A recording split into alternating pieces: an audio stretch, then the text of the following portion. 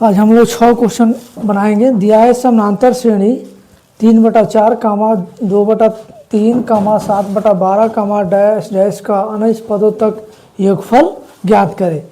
तो हम लोग योगफल ज्ञात करने के लिए क्या करेंगे, सबसे पहले इसका प्रथम पद तो दिया है 3/4, इसका डिफरेंस निकालेंगे। डिफरेंस क्या होता है, 3/4 A1 हो गया, और A2 कितना दिया है 2/3, और A3 कितना दिया है 7/12।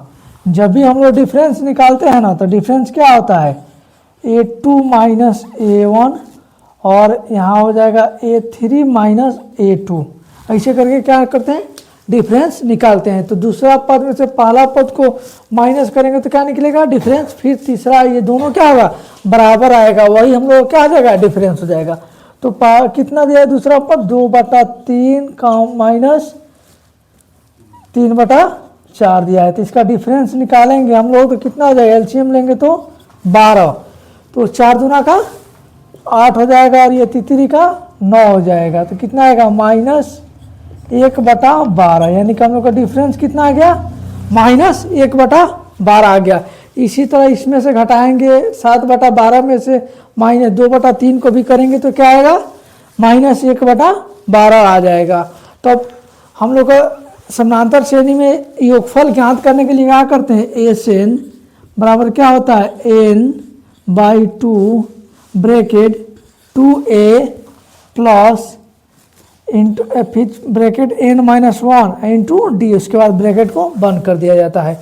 तो n का मान कितना दिया है, हमें 19 पदों का ज्ञात करना है, तो क्या आ जाएगा 19/2 हो जाएगा। यहाँ लिख देंगे 19/2 ब्रैकेट 2 गुने, और पहला पद कितना दिया है 3/4 दिया है, 3/4 प्लस, और उसके बाद n का मान कितना दिया है 19 दिया है, तो 19 माइनस 1, आप ब्रैकेट डी का मान कितना दिया है -1/12 दिया है, गुने -1/12 हो गया ना। इसको लिखेंगे 19/2, और ये 2 से काटेंगे तो 2 दूना का 4 कट जाएगा, तो कितना होगा 3/2 हो जाएगा, प्लस, और 19 में से अगर 1 को माइनस करेंगे तो कितना आएगा 18 आ जाएगा, और गुने -1/2, तो ये कट जाएगा, कितना बार है 9 दूना का 18 होता है, और ये माइनस प्लस को गुना करेंगे तो क्या आएगा माइनस आएगा। तो लिख देंगे 19/2, और ये माइनस प्लस को गुना करेंगे तो माइनस, तो 3/2, तो कितना आ जाएगा -9 हो जाएगा ना।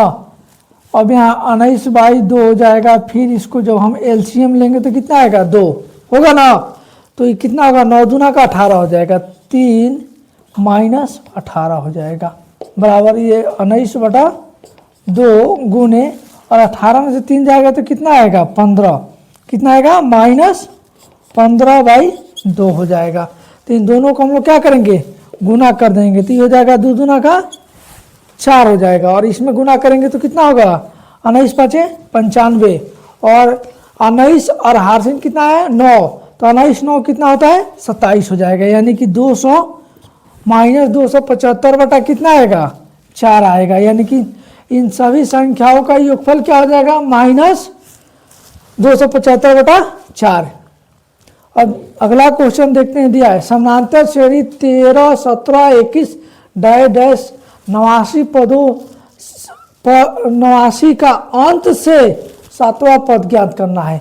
इसमें कुल कितना पद है वो तो निकालेंगे, इसके बाद निकालेंगे हम लोग कि अंतिम से 7वां पद कौन सी संख्या आती है, तो इनका डिफरेंस निकाल देंगे। तो डिफरेंस निकालेंगे तो कितना आ जाएगा 17 में से अगर 13 को घटाएंगे तो 4 आएगा, 21 में से 17 को घटाएंगे तो 4 आएगा, तो डिफरेंस क्या होगा 4, और A1 क्या आ जाएगा हम लोग का 13 हो जाएगा ना। अगर कुल पद निकालना होगा तो क्या करेंगे, लास्ट पद में से प्रथम पद को माइनस कर देंगे, और जो डिफरेंस होगा उससे भाग कर देंगे। तो 89 में से अगर 13 को माइनस करेंगे तो कितना आएगा 89 माइनस 13, तो 9 में 6, ये यानी कि 76 आ जाएगा, यानी कि कुल पद कितना आ जाएगा, कुल पद बराबर कितना आ जाएगा 76, और ये कितना आ जाएगा 4 है ना, 4 से भाग कर देंगे डिफरेंस से, तो क्या 19 चौका 76 होता है ना, और 19 में 1 जोड़ देंगे तो यानी कुल पद कितना हो गया, 20 हो गया।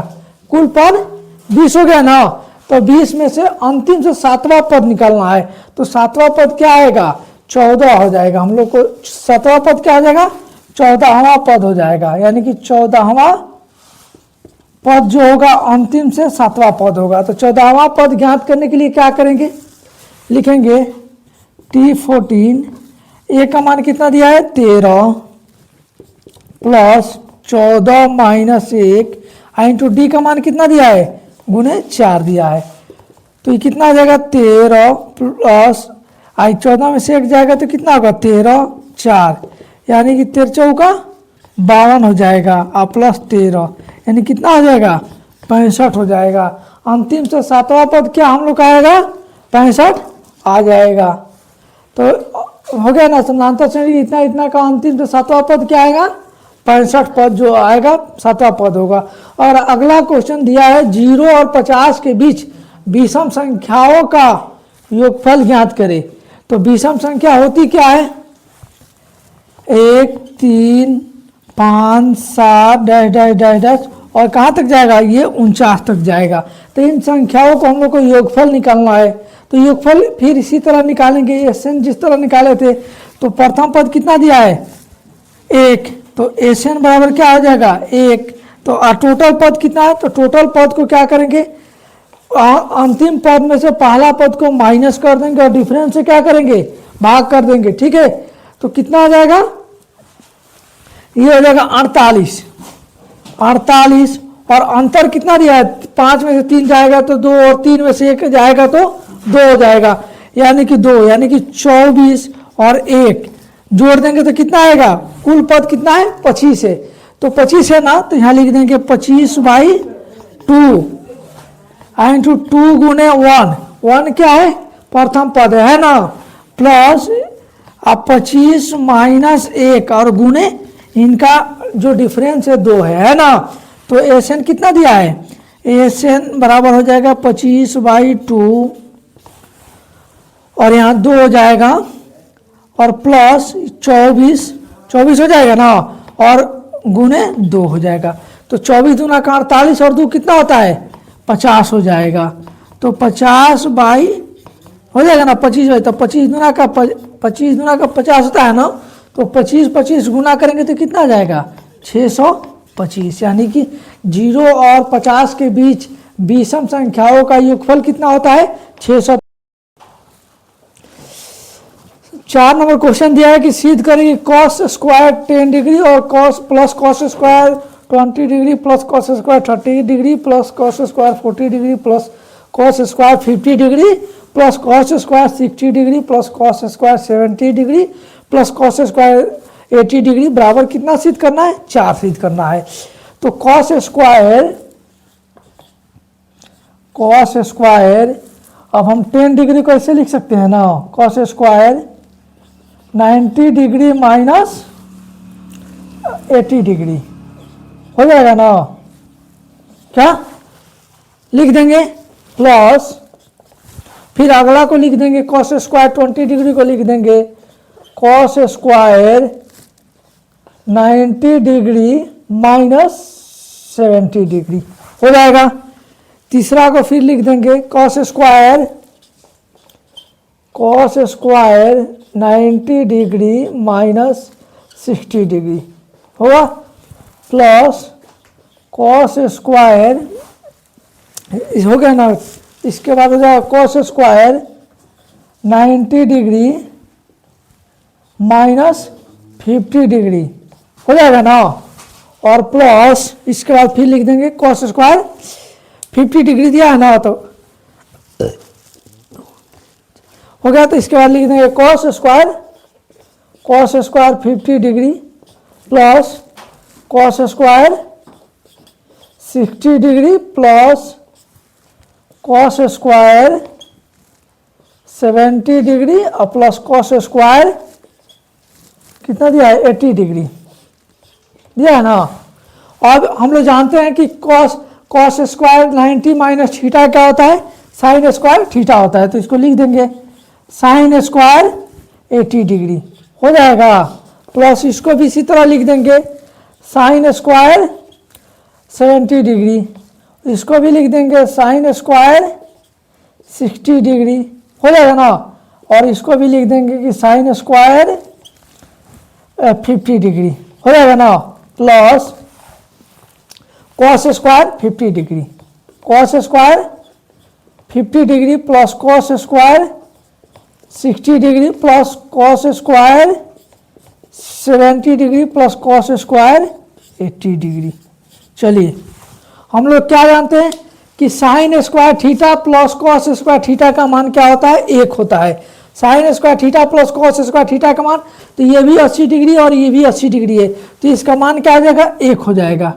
प्लस कॉस स्क्वायर 70 डिग्री और कॉस साइन स्क्वायर 70 डिग्री और प्लस कॉस स्क्वायर 70 डिग्री का मान क्या हो जाएगा, 1 हो जाएगा। प्लस साइन स्क्वायर 60 डिग्री और प्लस कॉस स्क्वायर 60 डिग्री का मान कितना आ जाएगा, 1 हो जाएगा।